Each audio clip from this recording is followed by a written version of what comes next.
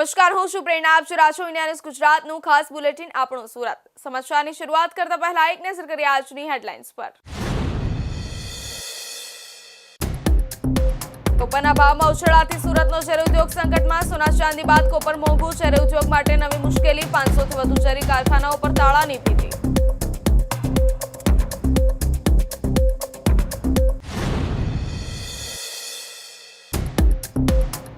નવનિર્મિત Indian diamond ઇન્સ્ટિટ્યૂટનું ભવ્ય લોકાર્પણ. કતારગામ સ્થિત આઈટીઆઈને મળો આધુનિક ઓપ. સાંસદ ગોવિંદ ધોળકિયાના હસ્તે લોકાર્પણ.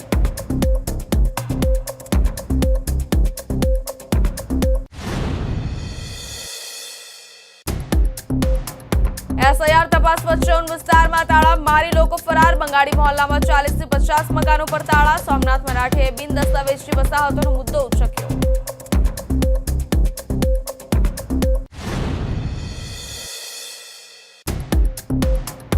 સૈયદપુરાના જાહેર શૌચાલયમાંથી ડ્રગ્સ અડ્ડો ઝડપાયો. ક્રાઇમ બ્રાન્ચે ડ્રગ્સ પેડલર અરબાઝને ઝડપી લીધો. 5.61 લાખનો નશીલો મુદ્દામાલ જપ્ત. એક આરોપી વોન્ટેડ.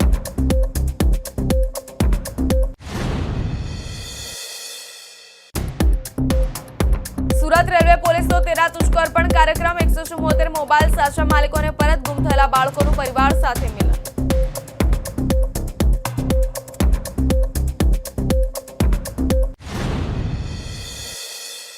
હવે સમાચાર જોઈએ વિસ્તારથી.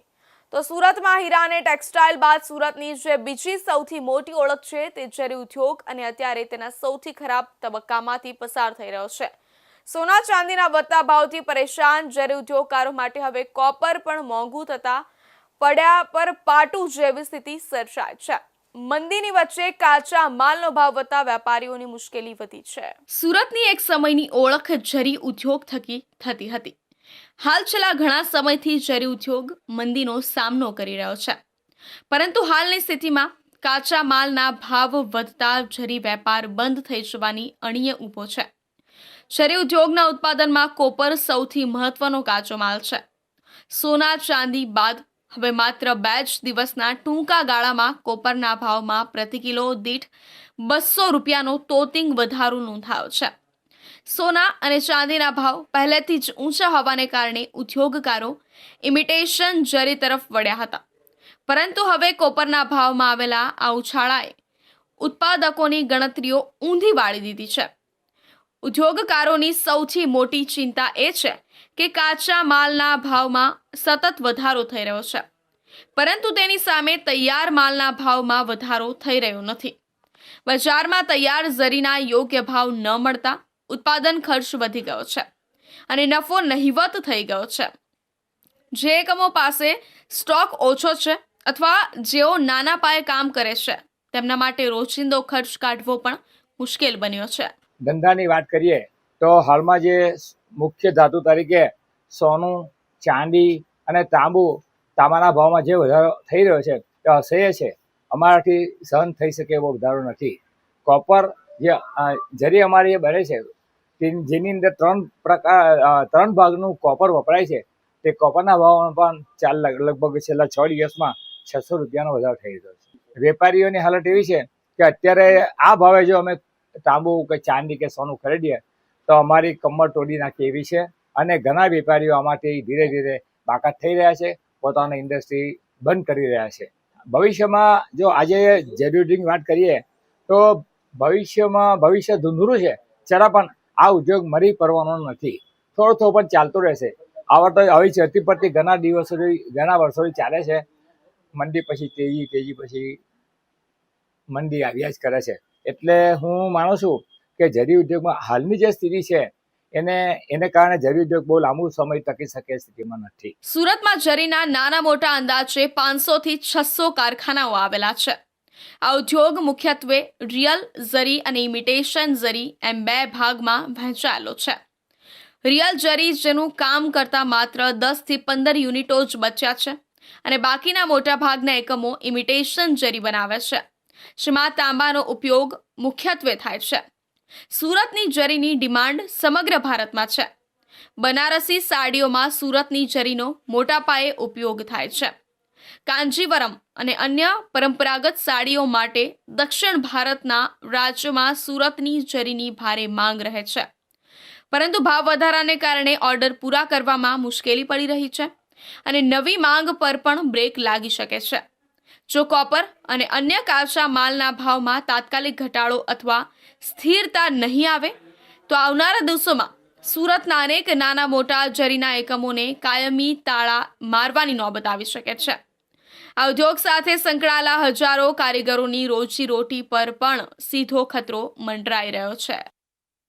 વિશ્વના ડાયમંડ હબ તરીકે ઓળખાતા સુરત શહેરમાં હીરા અને ઝવેરાત ક્ષેત્રે તાલીમ આપતી પ્રતિષ્ઠિત સંસ્થા ઇન્ડિયન ડાયમંડ ઇન્સ્ટિટ્યૂટ IDI ને હવે નવો ઓપ આપવામાં આવ્યો છે.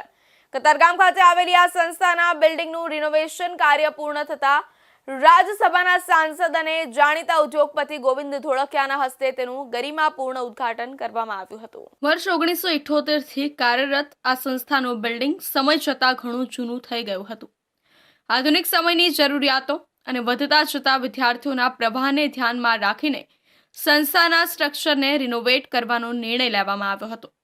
હવે આ ઇન્સ્ટિટ્યૂટ અદ્યતન સુવિધાઓ અને નવીન ટેકનોલોજી સાથે ફરી એકવાર વિદ્યાર્થીઓ માટે ખુલ્લી મૂકવામાં આવી છે. IDI માત્ર સુરત કે ભારત પૂરતી મર્યાદિત નથી, પરંતુ અહીં વિદેશથી પણ વિદ્યાર્થીઓ તાલીમ લેવા માટે આવે છે. છેલ્લા 4.5 દાયકાથી આ સંસ્થાએ હજારો વિદ્યાર્થીઓને ડાયમંડ અને જ્વેલરી સેક્ટરમાં પ્રોફેશનલ તાલીમ આપી છે. અહીંથી તાલીમ મેળવેલા વિદ્યાર્થીઓ આજે દેશ વિદેશના મોટા હીરા ઉદ્યોગમાં ઉચ્ચ હોદ્દા પર કાર્યરત છે. સંસ્થાએ ડાયમંડ ગ્રેડિંગ, ડિઝાઇનિંગ અને મેન્યુફેક્ચરિંગમાં અનેક યુવાનોનું ભવિષ્ય ઉજ્જવળ બનાવ્યું છે.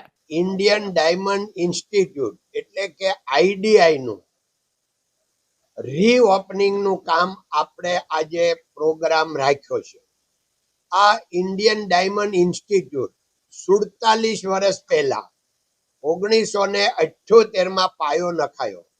એમાં સેન્ટ્રલ ગવર્મેન્ટ અને ગુજરાત ગવર્મેન્ટ પણ સાથે છે. અને આ 47 વર્ષમાં હજારો સ્ટુડન્ટ અહીંથી ડાયમંડ, જ્વેલરી અને એ બધી ટ્રેનિંગ લઈ વિવિધ જાતની અને દેશ વિદેશમાં પોતાનું ભાવિ બનાવી રહ્યા છે અને બન્યું છે. એ સમયે આ ઐતિહાસિક સંસ્થા ઇન્ડિયન ડાયમંડ ઇન્સ્ટિટ્યૂટમાં અત્યારે દિનેશભાઈ નાવડિયા જે ચેરમેન તરીકે નવનિયુક્ત થયા અને એણે બહુ મહેનત કરી બધા જૂના ડાયમંડ વાળાને યાદ કરાવ્યું, ડોનેશન લઈ અને આખું ફરીથી આનું રિનોવેશન કરાવ્યું. આજે અમે આ બધું જોઈને ખૂબ પ્રભાવિત થયા, આનંદિત થયા. ઉદ્ઘાટન પ્રસંગે ગોવિંદભાઈ ધોળકિયાએ સંસ્થાની કામગીરીને બિરદાવતા જણાવ્યું હતું કે આજે ઇન્ડિયન ડાયમંડ ઇન્સ્ટિટ્યૂટ એટલે કે IDI નું રીઓપનિંગ કરવામાં આવ્યું છે. આ ઇન્ડિયન ડાયમંડ ઇન્સ્ટિટ્યૂટ 47 વર્ષ પહેલા 1978માં પાયો નખાયો. એમાં સેન્ટ્રલ ગવર્મેન્ટ અને ગુજરાત ગવર્મેન્ટ પણ સાથે છે. અને આ 47 વર્ષમાં હજારો સ્ટુડન્ટ અહીંથી ડાયમંડ, જ્વેલરી અને એ બધી ટ્રેનિંગ લઈ વિવિધ જાતની અને દેશ વિદેશમાં પોતાનું ભાવિ બનાવી રહ્યા છે અને બન્યું છે. એ સમયે આ ઐતિહાસિક સંસ્થા ઇન્ડિયન ડાયમંડ ઇન્સ્ટિટ્યૂટમાં અત્યારે દિનેશભાઈ નાવડિયા જે ચેરમેન તરીકે નવનિયુક્ત થયા અને એણે બહુ મહેનત કરી. બધા જૂના ડાયમંડ વાળાને યાદ કરાવ્યું, ડોનેશન લઈ અને આખું ફરીથી આનું રિનોવેશન કરાવ્યું. આજે અમે આ બધું જોઈને ખૂબ જ પ્રભાવિત થયા, આનંદિત થયા અને હવે આ જ્યારે રિનોવેશન થયું છે અને નવી દુનિયા આજની સાથે ટ્રેનિંગ સેન્ટર ચાલુ થયું છે, તો હવે દેશભરમાંથી ને વિદેશથી પણ અહીંયા સ્ટુડન્ટ આવે છે અને એનું ભાવિ બનાવશે અને બની રહ્યું છે. સુરતમાં દેશવ્યાપી SIR કામગીરી વચ્ચે બિનદસ્તાવેજી મતદારો અને રહેવાસીઓની તપાસ તેજ બની છે. ત્યારે ઊન વિસ્તારમાં આવેલી બંગાળી વસાહત બાદ 40 થી 50 ઘરો અચાનક તાળા મારી બંધ કરી માલિકો ફરાર થયાનો મુદ્દો સામે આવ્યો છે. આ મામલે કોર્પોરેટર સોમનાથ મરાઠેએ સામાન્ય સભામાં રજૂઆત કરી, જેમાં મકાન માલિકોની ઓળખ, પ્લોટ ખરીદી, આકારણી અને લાઇટ કનેક્શનની તપાસ તેમજ પાલિકા અને પોલીસ દ્વારા સંયુક્ત કાર્યવાહી કરવાની માંગ ઉઠાવી છે. દેશમાં SIRની કામગીરી ચાલુ છે ત્યારે તમામ કરદાતાઓની ખરાઈ પણ થઈ રહી છે. જે લોકો પાસે યોગ્ય ડોક્યુમેન્ટ નથી તેમના વોટિંગ કાર્ડનું વેરિફિકેશન ચાલુ છે.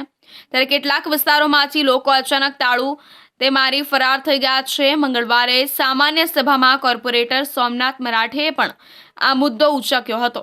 તેમજ સુરતના ઉન વિસ્તારમાં આવેલી એક બંગલી મલ્લા અને મિની બાંગ્લાદેશ ગણાતા વિસ્તારમાં 40 થી 50 ઘરોને તાળું મારી માલિકો ફરાર છે.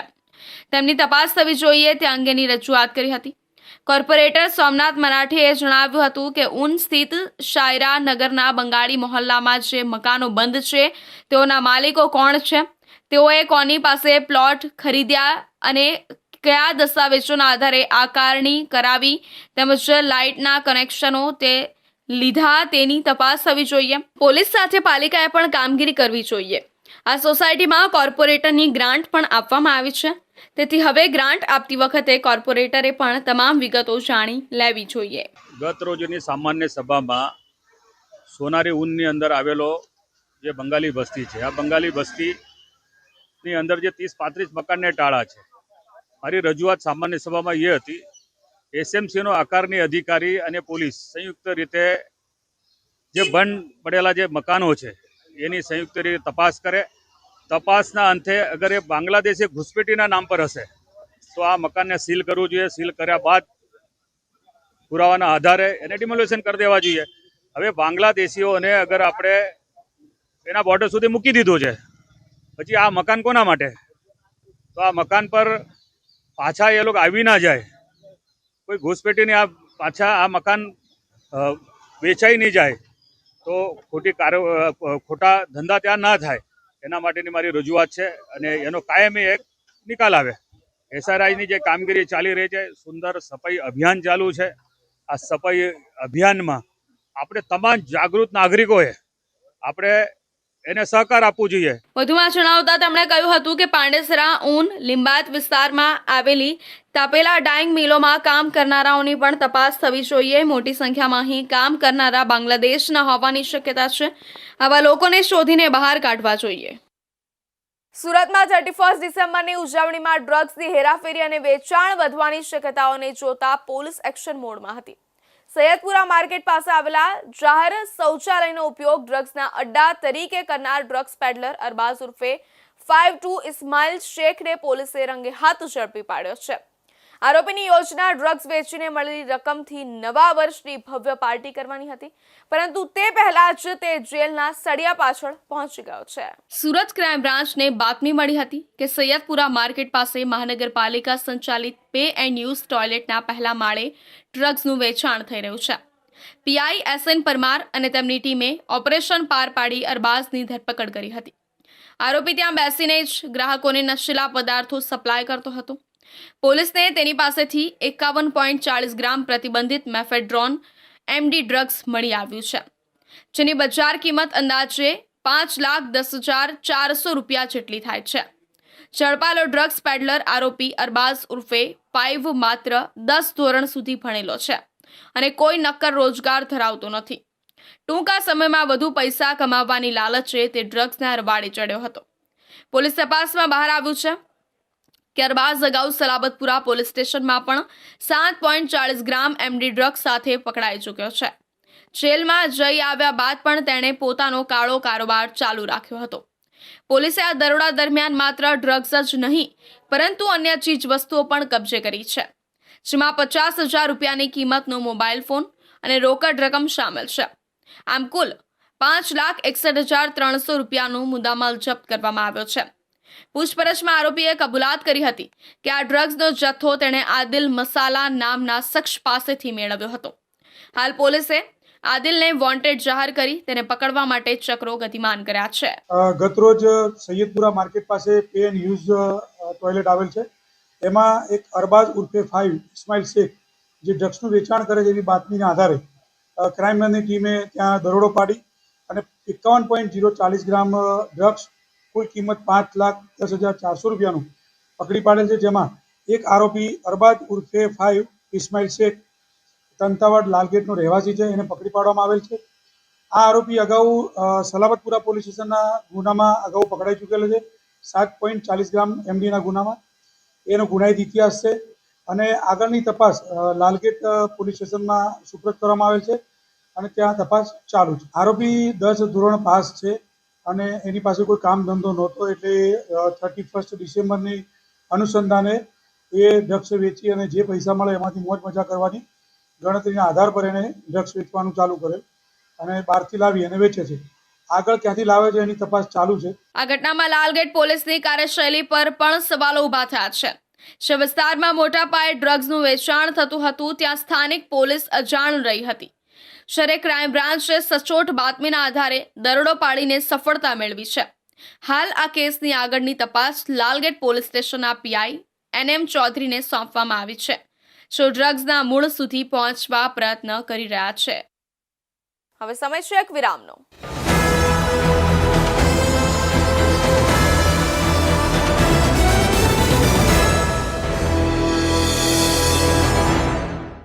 મુદ્દાઓ છે દેશના,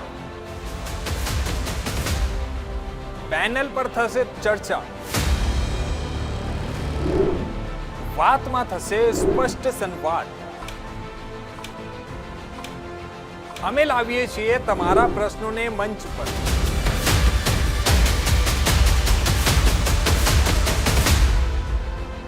કેમ કે સમસ્યા તમારી, લડત અમારી. જુઓ મારી સાથે ફક્ત इंडिया न्यूज गुजरात पर.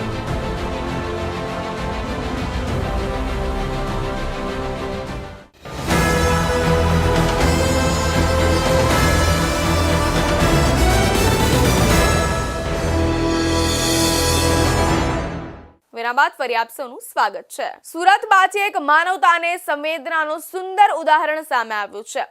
સુરત રેલવે પોલીસ દ્વારા 13 તુજકો અર્પણ નામના વિશેષ કાર્યક્રમનું આયોજન કરવામાં આવ્યું હતું. આ કાર્યક્રમ અંતર્ગત સુરત રેલવે પોલીસ દ્વારા ચોરીના ગુનામાં ગુમ થયેલા મોબાઈલ ફોન અને અપહરણ અથવા ગુમ થયેલા બાળકોને શોધી કાઢી તેમના પરિવારજનો સાથે મિલન કરાવવામાં આવ્યું હતું. સુરત રેલવે પોલીસની સતત મહેનત અને સતર્ક કામગીરીના પરિણામે સુરતના કુલ 146 અને સુરત જિલ્લાના 174 મોબાઈલ ફોન શોધી કાઢવામાં આવ્યા હતા. આ તમામ મોબાઈલ ફોન આજે તેમના સાચા માલિકો એવા 174 લોકોને 13 તુજકો અર્પણ કાર્યક્રમમાં પરત આપવામાં આવ્યા હતા. માત્ર મોબાઈલ જ નહીં પરંતુ ગુમ થયેલા અને અપહરણ થયેલા બાળકોને પણ સુરત રેલવે પોલીસ દ્વારા શોધી કાઢી તેમના પરિવાર સાથે મિલન કરાવવામાં આવ્યું હતું, જેને કારણે પરિવારજનોના ચહેરા પર ખુશી અને આંસુ બંને જોવા મળ્યા હતા. આજે સુરત રેલવે પોલીસ સ્ટેશનનો વાર્ષિક ઇન્સ્પેક્શન રાખવામાં આવેલું છે.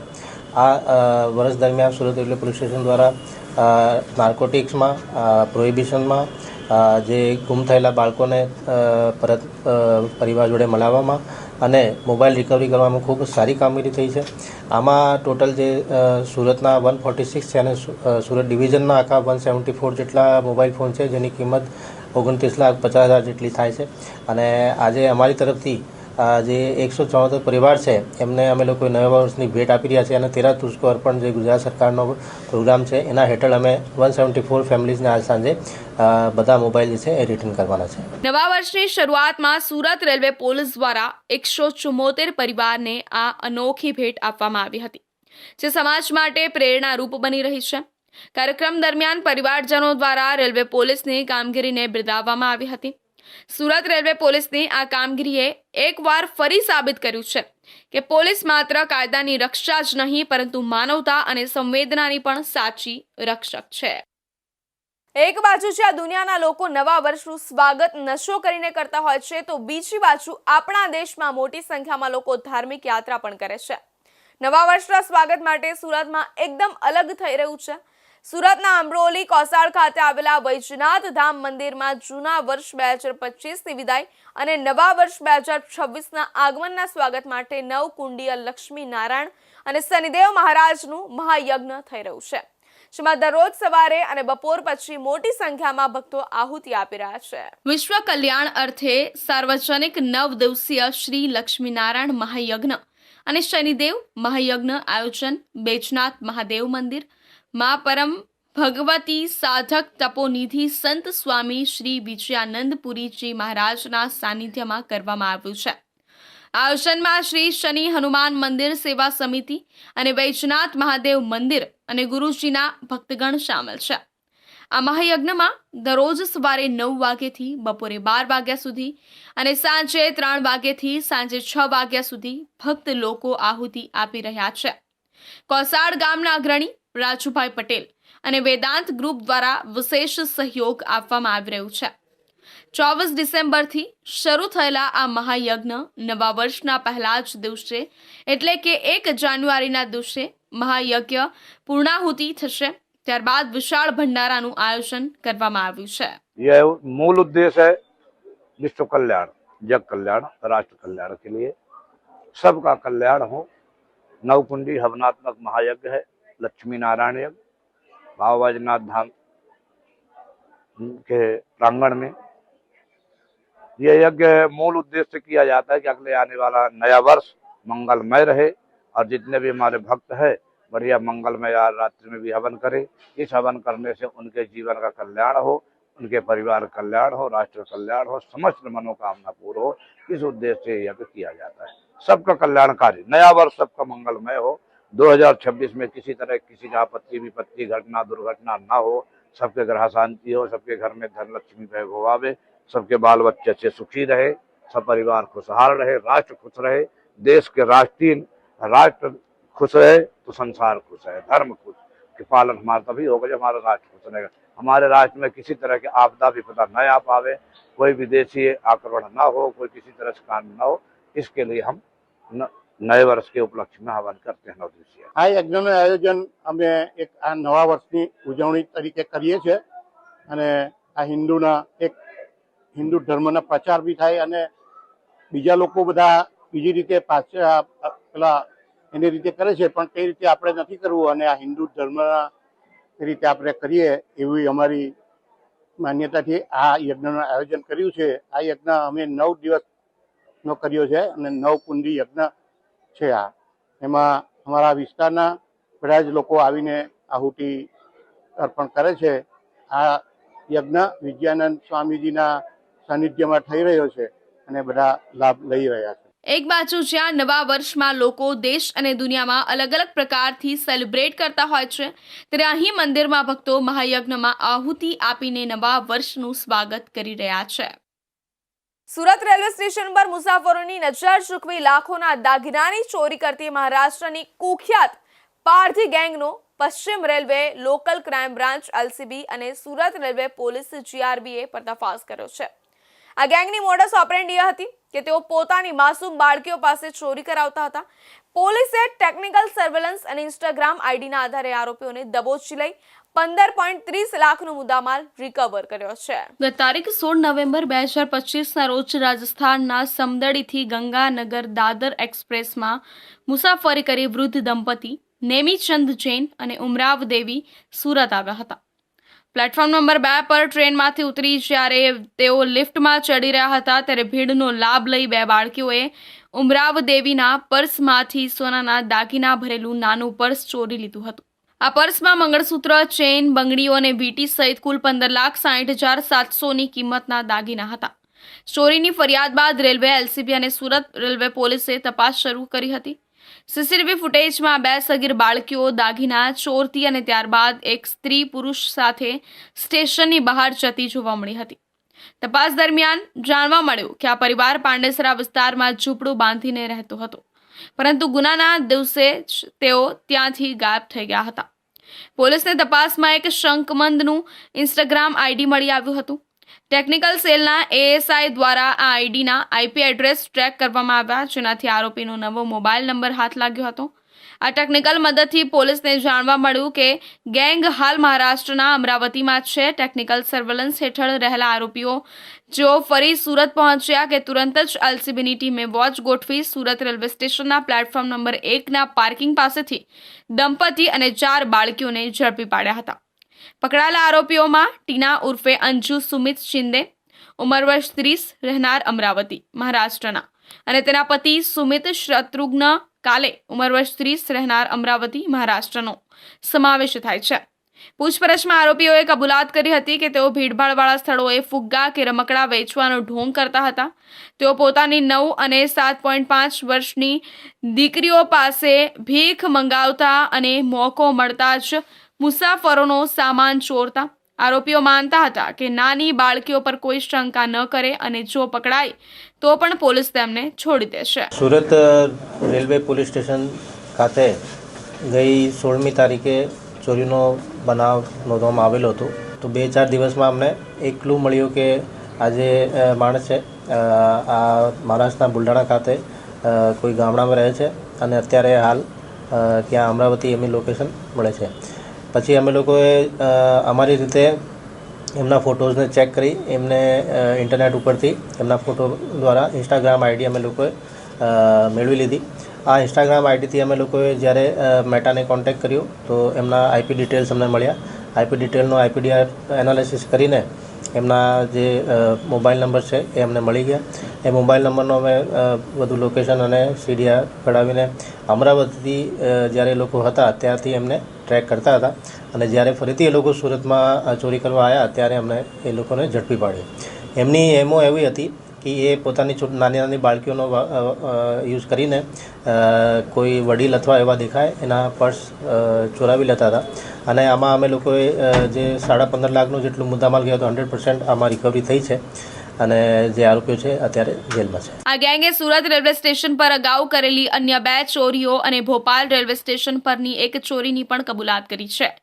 આરોપીઓએ સુરતમાં 15.60 લાખના દાગીનાની ચોરી, લિફ્ટમાં 50,000 રોકડાની ચોરી, સોનાની બુટ્ટી અને પેન્ડલની ચોરી અને ભોપાલમાં રોકડ ભરેલા પર્સની ચોરી કરી હતી. આરોપીઓએ ચોરીના દાગીના અમરાવતીના વેપારી પવન મહેશજી ભીંડાને વેચ્યા હતા. પોલીસે અમરાવતી જય વેપારીની ધરપકડ કરી હતી. વેપારીએ દાગીના ઓગાળી નાખ્યા હતા, જેમાંથી તૈયાર કરેલી 109.800 ગ્રામ સોનાની લગડી કિંમત 15.30 લાખ પોલીસે કબજે કરી છે. હાલમાં કોર્ટે આરોપીઓના 6 દિવસના રિમાન્ડ મંજૂર કર્યા છે. પોલીસ તપાસ કરી રહી છે કે આ ગેંગે અન્ય કેટલા રાજ્યો કે શહેરોમાં આ પ્રકારે બાળકોનો ઉપયોગ કરીને ગુના આચર્યા છે. સુરતમાં ચેન ચોરતી મહિલા ટોળકી ઝડપાઈ છે અને ચેન ચોરતી ગેંગને ઝડપી પાડી છે. ક્રાઇમ બ્રાન્ચે 3 મહિલાઓને ઝડપી પાડી ગુનાનો ભેદ ઉકેલ્યો છે. સુરતમાં વૃદ્ધો સાથે કળા કરી ચેનની ચોરી કરતી ગેંગને ઝડપી પાડવામાં આવી છે. સુરતના વેસુ નંદની એકમાં કથામાં ભીડનો લાભ લઈ 7 વૃદ્ધાની ચેન ચોરી કરી હતી અને સુરત ક્રાઇમ બ્રાન્ચે 3 મહિલાઓને ઝડપી પાડી છે. વૃદ્ધો ચા નાસ્તાના સ્ટોલ પર ચા પીતા હતા ત્યારે ચોરી ટોળકી કળા કરી ગઈ હતી અને હાલ પોલીસે 3 મહિલાઓની વધુ પૂછપરછ હાથ ધરી છે. સુરત શહેર ક્રાઇમ બ્રાન્ચે વેસુના નંદની એક એપાર્ટમેન્ટ ખાતે ભાગવત કથામાં પધારેલા મહિલાઓમાંથી સોનાની ચેઇન ચોરી કરનાર ઠગ મહિલા ગેંગની 3 મહિલાઓને પકડી પાડીને ગુનાનો ભેદ ઉકેલી લીધો છે. પોલીસે કુલ 7 સોનાની ચેઇન જેનું કુલ વજન આશરે 140 ગ્રામ અને કિંમત ₹6,77,000 જેટલી હતી રિકવર કરી છે. મહાનગરપાલિકા અને સુરત શહેર પોલીસ કમિશનરના માર્ગદર્શન હેઠળ સુરત ક્રાઇમ બ્રાન્ચ સતત ચોરીના ગુનાઓ અટકાવવા માટે કાર્યરત રહી છે. નાયબ પોલીસ કમિશનર અને ક્રાઇમ બ્રાન્ચના ઇન્સ્પેક્ટર્સ ટીમના પોલીસ કર્મચારીઓ સાથે વોચ અને તપાસ કામગીરી ચલાવી, જેના અંતર્ગત ઠગ ગેંગના સંડોવાયેલા સભ્યો પર નજર રાખવામાં આવી હતી. ગઈ તારીખ 27 ડિસેમ્બરના રોજ સાંજના 3 વાગ્યાથી સાંજના 7 વાગ્યા દરમિયાન વેસુના નંદીની એક એપાર્ટમેન્ટ ખાતે ભાગવત કથામાં હાજર રહી મહિલાઓ પાસેથી 7 સોનાની ચેઇન ચોરી કરી હતી. ચોરી અંગે વેસુ પોલીસ સ્ટેશનમાં પાર્ટ એમાં ગુનો નોંધાયો હતો. તપાસ દરમિયાન ક્રાઇમ બ્રાન્ચને જાણવા મળ્યું કે આ ગેંગ ભારતીય વિવિધ રાજ્યોમાં વિવિધ ધાર્મિક પ્રસંગો, લગ્ન સમારોહ અને સામાજિક કાર્યક્રમોમાં વિભિન્ન ધર્મના લોકોમાં ભિન્ન રીતે પહેરેલા કપડામાં મહિલાઓને ટાર્ગેટ કરીને ચોરી કરતી હતી. ગેંગના મુખ્ય સભ્યોએ લોકોને ગળામાં પહેરેલા સોનાના દાગીના ગુપ્તપણે ઉગાડવા માટે અભ્યાસપૂર્વક પ્લાન બનાવી રાખેલો હતો. પોલીસે પકડી પાડેલી 3 મહિલાઓના નામ જાહેર કર્યા છે, જેમાં વનિતા ઉર્ફે વનિદા, રાધા અને મનીષા છે. મહિલા વનિતા ઉર્ફે વનિદા પર અગાઉ પણ અમદાવાદ, ભુજ અને અન્ય શહેરોમાં અલગ અલગ ચોરીના ગુનાઓ નોંધાયેલા છે. રાધા અને મનીષા પણ અગાઉના ગુનાઓમાં સંડોવાઈ રહી ચૂક્યા છે અને ક્રાઇમ બ્રાન્ચની ટીમે જણાવ્યા અનુસાર પકડેલી મહિલા ગેંગની તપાસ આગળ વધારવામાં આવી રહી છે અને અન્ય સંબંધિત સભ્યોની ઓળખ પણ ઝડપથી કરવામાં આવશે. વોચ તપાસ દરમિયાન સુરત ગ્રામ્ય કિમ 4 રસ્તા ખાતે પોલીસે તેમને ઝડપી પાડીને વેસુ પોલીસ સ્ટેશનના કબજામાં સોંપી દીધા છે. તો આ હતા અત્યાર સુધીના મહત્વના સમાચાર. વધુ સમાચાર માટે જોતા રહેજો ઇન્ડિયા ન્યૂઝ ગુજરાત.